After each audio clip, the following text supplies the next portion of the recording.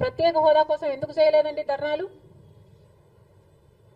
5 సంవత్సరాలు మీరు అధికారంలో ఉన్నారు కదా, మరి ఢిల్లీలో మీరు ప్రత్యేక హోదా కోసం ఎన్నిసార్లు ధర్నాలు చేశారు? ప్రత్యేక హోదా అసలు ఊసే లేకుండా చేశారు కదా. ప్రత్యేక హోదా గురించి మీరు ఏ రోజు పట్టించుకోలేదు, పోలవరం గురించి మీరు ఏ రోజు పట్టించుకోలేదు, రాజధాని గురించి అని చెప్పి 3 రాజధానులను కన్ఫ్యూజ్ చేశారు. ఆఖరికి కడప స్టీల్ ఫ్యాక్టరీని కూడా మీరు పట్టించుకోలేదు. విశాఖ స్టీలు మన రాష్ట్రానికే తలమానికం అయినా అమ్మేస్తామన్నా కూడా పట్టించుకోలేదు. ఈరోజు మాత్రం ఢిల్లీకి వెళ్ళి ధర్నా చేస్తారట.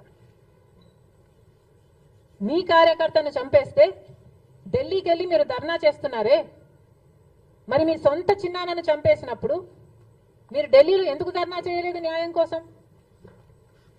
జగన్మోహన్ రెడ్డి గారు సమాధానం చెప్పాలి.